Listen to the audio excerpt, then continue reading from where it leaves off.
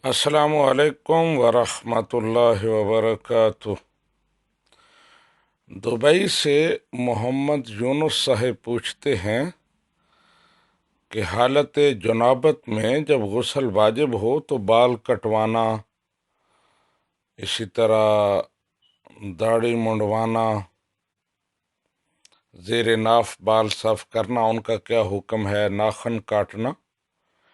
جی محمد یونس صاحب، داڑھی منڈوانا وہ تو کسی بھی صورت میں جائز نہیں ہے، سخت گناہ ہے۔ لیکن دیگر جو آپ نے مسئلہ پوچھا ہے کہ حالت جنابت میں سر کے بال کٹوانا، ناخن کٹوانا یا زیر ناف بال شیو کرنا غسل سے پہلے، تو یہ مکروہ ہے۔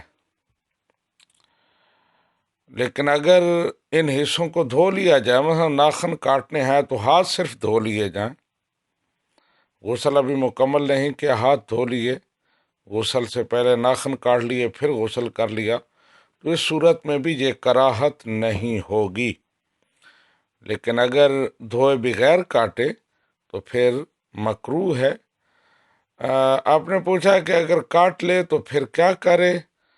تو اب جو ہو چکا وہ تو ہو چکا، اللہ سبحانہ و تعالیٰ سے معافی مانگے، استغفار کرے، اللہ تعالیٰ معاف فرمائے گا۔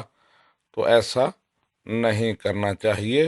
ھذا ما عندی واللہ ورسولہ اعلم بالصواب۔